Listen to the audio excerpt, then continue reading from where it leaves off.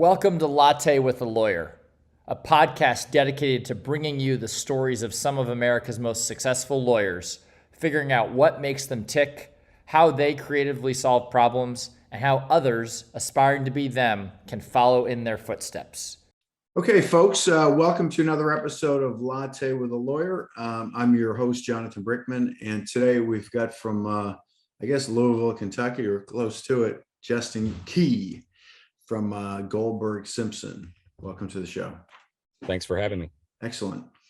We'll talk a little bit more about your crossing the river in a minute here, but just to get things kicked off here, to keep with the theme of the show, and I know it's late in the day, but what's your favorite beverage of choice to get started?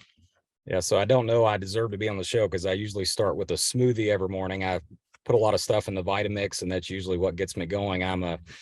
There's a lot of people in the legal profession that start with a coffee or latte, but and I know you've had other guests. I enjoy listening to the show, and I know not everybody says they start the day with coffee, but I generally start with the smoothie, and that's the first thing that I have to get the day going. Got it. It's interesting. I should do a little bit of a statistical analysis because maybe there's some correlation between what people drink and sort of their personality. Right. What kind of law they practice. I think there probably is something to it. Probably. Right. So it's interesting. So you said you were coming from the gym. So you're a workout guy and exercise enthusiast? I haven't always been that way, but I find it's one of the, the stresses we all deal with in the practice. I've got kind of a routine and kind of pick that up from some of my partners. And nice. I think it helps to end a long day with that and helps you reset and reboot before you go home. I could not agree with you more. I think it absolutely makes sense.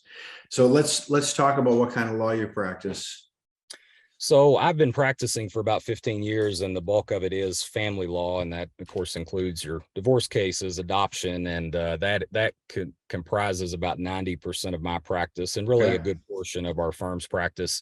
We have a smaller percentage of our practice that deals with probate and estate work. It's pretty common that maybe after we help somebody through a divorce, if they lose a parent while they're going through the divorce, they need help with the probate case, or they need an estate plan after they get divorced and are trying to provide for their kids. So I tell people we deal with usually the two big D's, divorce and death, but we do a lot more of the divorce work than the probate and estate planning. But that's kind of always been a side component of our family law practice. Got it. Yeah. No, I've talked to a few family law firms. So you listened to some of the episodes. Correct. And I understand you can validate this, that prenups are now like a common thing these days.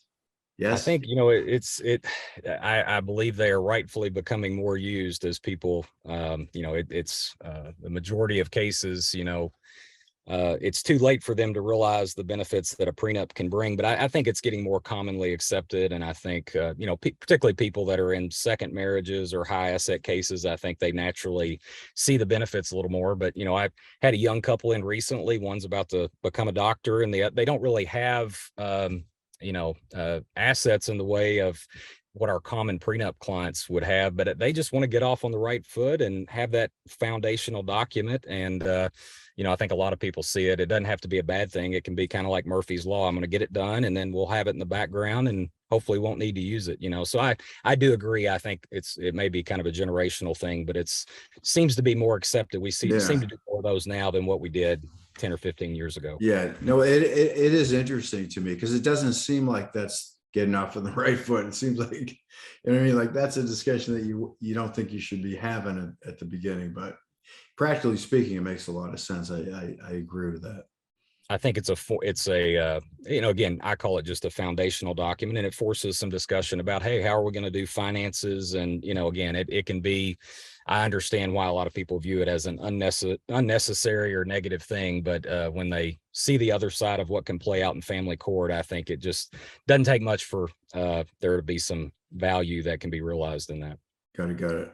So I can hear from your accent, you're definitely regional. You grew up there, and is that that's I usually get that. It doesn't, people from around, even if I go to, I remember I went to an event at Dayton Law School, and they're like, where are you from? Usually people could probably guess I'm from Kentucky if they don't even have any background information on me. Oh, it's hard to, I mean, I'm not that good with the regional accents. I mean, but certainly hear the accent. But I used to do business with somebody from Eastern Kentucky, and their accent's different than yours. You have the different one of the attorneys in my office, Caitlin, I'm actually grew up more on the western side of the state, so I think I've got the western accent. And then if you hear her talk, you can tell we're both from Kentucky, but like you say, there's some difference in there too. Oh yeah. Yeah. I recently, actually, I think he's from your party. I recently read his book, J.D. Vance, Hillbilly Elegy. Did you read Right. that? I have not read it, but I know who you're talking about. Yeah, pretty interesting. I mean, his story is actually quite fascinating in a lot of ways. But he grew, I think, Western Kentucky, and then he moved to Ohio, Middletown, Sounds right. Ohio. Yeah, most of the connection I get now is, Apple TV's got the new the big con show, and the disability lawyer here that was on the run, and that's usually most people when they hear from Kentucky. It's like, would you practice in the same area as Eric Kahn? And I said, no, that's far eastern Kentucky. That's about 2 hours from here. But since that Apple TV show came out, that's the famous attorney around here that we usually get asked if Oh, we I'll have to check practice. that out. Yeah. It's a good show. I'll have to check that out. And they've got a podcast as well. I think most of the shows that are coming out now. So it's I've actually listened to more of the podcast than I have the show, but that's the latest Kentucky attorney that's been publicized, I think. I will have to check that out. So typically it's is it divorce case? Is that your typical? Yeah, divorce is most common. I mean, I similar to what we were talking about with prenups. Then the other thing I've noticed more than at the beginning of my career is I think, a lot of people, younger people maybe aren't getting married, in the same way people from an earlier generation may, but they still buy houses together. They still have kids together. So we've done, some people just do a cohabitation agreement. They don't have any intent to get married, but it's similar to the prenup. And so people are always going to have relationships, have kids, want to share assets, share expenses. So I think that, and then with the, obviously we do a lot of same-sex divorce cases, and that's something that is, become kind of more of a niche practice. And it's some of our biggest cases we've handled may have just been people that weren't married, but they owned a lot of farmland. They had one child together. And what's kind of interesting is they may think they're simplifying things by not getting married, but actually those cases end up, almost like fighting about a business partnership breaking up. You don't have the natural constraints of divorce laws to protect them because they're not married. Oh, So I think I've noticed that more, that we end up doing a lot of custody cases or dissolution of partnership cases because it doesn't fall under the presumptions that, that may exist under the divorce statute. So I think a lot of people, there may be a negative connotation to marriage for some people. And so they still get together. They can still have kids, still own property together. But those breakups can actually be nastier because if they don't have a cohabitation agreement, they're kind of in a free for all, just like they started a business together and there's no partnership agreement. And now the court has to, those can be fairly messy to dissolve. So, divorces would be our number one types of cases. But if fewer people get married, it's interesting to kind of watch the stats over the years. Oh, interesting. So you think there'll be some kind of legislation that covers cohabitation, whatever the right expression is? Kentucky and Indiana, the two states I practice in, we do not have common law marriage statutes, so there, I think very few that do now in our country, but it's most of them just fall under, just like you started. If you and I started a business partnership and then we didn't really plan out how we were contributing to it or when it breaks up. So, a lot of people think they may think there's a common law, marriage principles that if they're together for 8 years, that somehow they get bestowed some extra privileges. But again, some of them find out that one that comes to mind, these two people were together for 15 years, again, acquired a lot of land together and had one child. They actually adopted a child, and that case took a while to unwind because it was not in family court. It was not a divorce. It was almost just like the court had to view it as, hey, they started a business, so we're going to follow the general framework for just partnerships, so I don't, it seems to be, Kentucky, you probably heard that quote that Kentucky's where you want to be when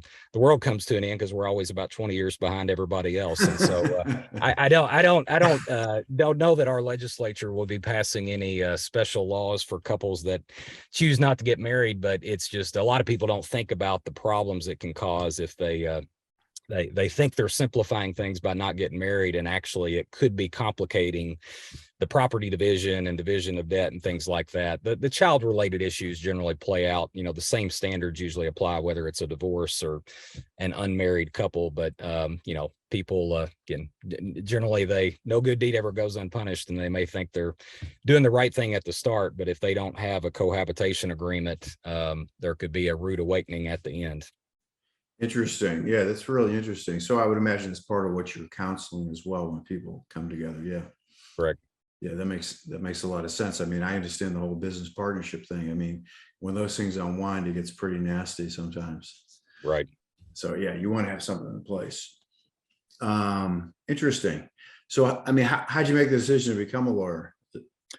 I think it was kind of ingrained into me by my grandfather. He was not an attorney. I have a cousin that's an attorney in Missouri, so we don't really have a lot of attorneys in our family. But I grew up really. He was kind of a role model for me, and I think I was heading to dinner with him one day, and he said, "What do you think about law school?" And that was kind of when the seed was planted, and so I probably have him to credit for sending me down this path. And I listened to one of your recent episodes. I think you had an engineer on, and I actually majored in computer science, but I had a minor in legal studies in college, and I knew I was going to go to law school, but I thought I wanted to do intellectual property work. And so my first summer of law school, I did an externship, and it was kind of the most boring, mundane work. I just didn't really enjoy it the way that I thought I would. But I kind of agreed with one of your previous guests that I kind of like having that technology background, because it did make me think more analytically, and that combined with kind of how we get trained in law school,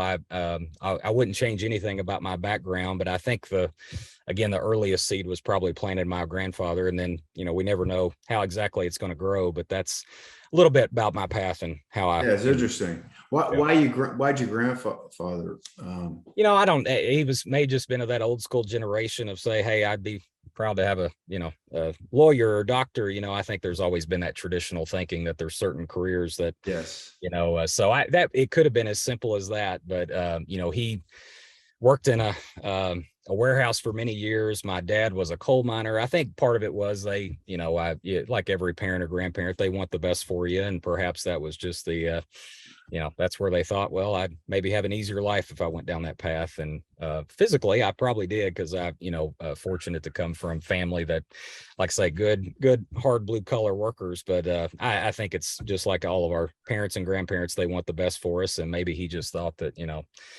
I tease that, law school's 3 years, med school's 4 and more. Maybe he wanted me to be one of those, but thought, well, I'll go to a little bit less school and be an attorney. So who knows? But that was the first time I had thought about actually going, was when him and I were talking and he brought it up.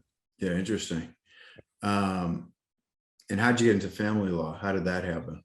After that first summer when I did the externship and did not like intellectual property, I actually went and clerked for a small firm here in downtown Louisville, and they did a lot of family law. And I really have them to credit for kind of opening up. That was kind of the opposite of intellectual property. That second summer, I remember just not too many boring days in family court. So I got a lot of exposure to, just sitting down with people, and, it kind of sounds corny, but every day is a new adventure. And I mean, you get to learn more about business appraisals and psychological evaluations. I mean, this stuff touches on every area of somebody's life. And I think that's what kind of initially grabbed me after that first boring summer. That second summer was anything but. And then I've been doing it ever since. It just kind of felt like, felt somewhat natural. And I think partly because it was, every case has a different set of facts. And then again, you are kind of, I feel like you get the opportunity to become a mini expert on every aspect of somebody's life, whether it's child related issues or financial related issues. And so that was the part that kind of drew me to it. So that's interesting. I'm curious now, because a lot of this does deal with financial assets. Do some of you guys, or do you have that kind of training as well as part of what you do? We part of our continuing education, I think, delves into, you have to, for example, in generally every case, we have a marital asset spreadsheet. And I think that's the other area for me where the the tech background and kind of more the science background plays I know a lot of people may go to law school because they don't like numbers or don't like equations, but that's something that is, we enjoy doing those breakdowns, and I think it's something that, family law is probably not the best area you want to be in if you're scared to pull up a spreadsheet or do some number crunching. So, I think some of our continuing education touches on it, but obviously if we have a case where we're trying to help a client know how much maintenance they need, 5 years down the road, we also have access here to, certified divorce financial analysts and experts that we can bring in to kind of help on that, but if you have one of those cases on your docket and you do it for 15 years, you kind of pick up on that knowledge from those people, and, you get comfortable helping people with budgets and presenting those things in court. It kind of gets ingrained in your mind, because if you have to go and present it in a court and you do that over a period of time, you naturally become more knowledgeable about that issue. Do you do any jury trials in your work? We do not. So we're both in Kentucky and Indiana. I know that, again, I believe it was on your podcast. And I believe, in Texas, I think they have family court cases where jury trials, some states permit that to happen, but in both Kentucky and Indiana, jury trials are not something we do in family court. So all we have are bench trials, and sometimes it's by a magistrate, sometimes it's by an actual elected judge, but everything we do is bench trials in the family court world. Interesting. What do you think the history is behind that? I don't know. I think there's, I sometimes wonder if it's not just about resources. I know I know judges already dread having a 1 day or 2 day trial. And obviously if you have to do voir dire and it turns it into a week, I think there's probably the sense that our, family courts have only existed in Kentucky for a couple, 2 or 3 decades now. So it's kind of more of a recent development in our, I think our state's history. So maybe the thought was, well, jury trials are more demanding, take up more resources. So we're just going to let these family court cases be handled by the presiding judge and not have to go through voir dire and hung juries, or, just the different things. Yeah, that's interesting. So practices. You think that's good or bad for you? I mean, I think I feel like one of the reasons a lot of attorneys don't like doing family law is that it's very, I think when you have a 6-person jury or a 12-person jury, you probably get a more representative. I think a lot of people would think, hey, you're naturally going to get to some consensus that may represent what should really happen or be more reasonable. This judges are individual people just like us. And so you may have a case in front of a judge. So I feel like some people maybe don't do family law because they know that they're not going to have the opportunity to try to convince maybe a wider range of the, the population to you're going in. And if, this one judge just doesn't like somebody that does that, you're kind of maybe, approach it from a perspective of, well, do you even have a fighting chance? Whereas if you impanel a new jury, you can approach that trial, with the first start, theoretically. So anyway, I think it's there's a lot of reasons people probably choose not to get in the family law arena, but I have, a lot of colleagues that I really respect that do plaintiffs work and criminal defense work. And I think, part of the reason they enjoy it so much is impaneling that jury and giving closing arguments to the jury. And I just think they probably wouldn't enjoy family law as much, because you're speaking to one other legally trained mind that may have you're going to get a different result talking to one person than 6 or 12 people. Yeah. So you don't have any desire to get in front of a jury? Well, I would say it's, we are a little envious of this sometimes. I think it would be, we spend enough time getting prepared for a 1 or 2 day bench trial. I know that getting through voir dire and all the issues that could come up in a jury trial would be more demanding. But I would say on the flip side of that, we're probably sometimes a little envious we can't impanel a jury and let them hear our case. So I think so. It's interesting how I know, although I may sound like I'm from the country, being in a fairly large metropolitan area, you kind of develop an area of specialty. And I just don't know a lot of people that will do a murder trial one day and a divorce trial next week, and then a plaintiff's case. You generally have people that do a lot of trial work, and maybe they will do criminal defense and plaintiff's work, but you usually have people that will stay in their respective lanes, and I respect that. Oh, absolutely, no question. And by the way, I know Louisville is a big city. I used to travel out there. It's not the country. We're not as big as what we like to think we are, but then you just got to go down south to Atlanta or north to Chicago, and it's we get put in our place a little bit. Well, those are much bigger places, but Yeah. I used to travel to Louisville. It's funny, when I was in the real estate business years ago, boy, I got some good steaks around there.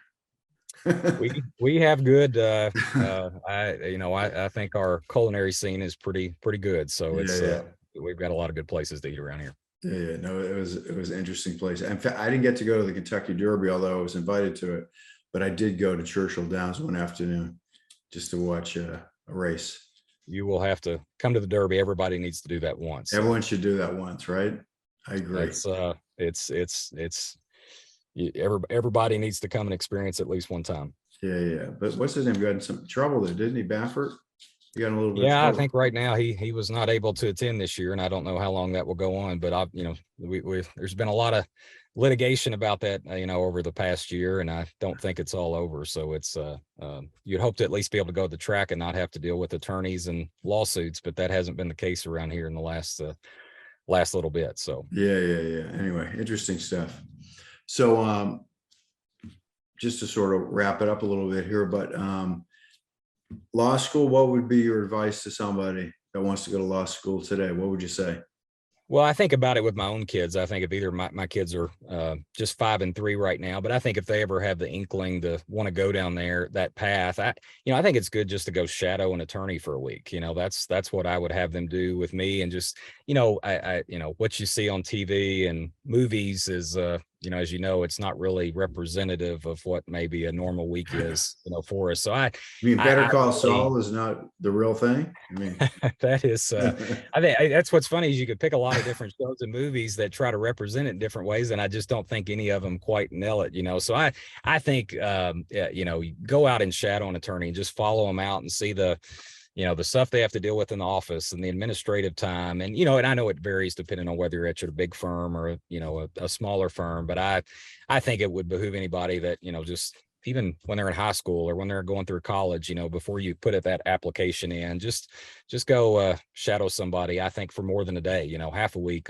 and don't get in 6 figures of debt without kind of knowing, hey, this is a potential outcome, and knowing the options that are there. Because I think, again, most of us that have done this for any number of years, you kind of get an idea of what life is like for different types of whether you're doing litigation or transactional stuff. So that's going to be something I encourage my kids to do if they again express an interest in that. And I think that's hopefully be a good pointer for anybody that's thinking about going down that path.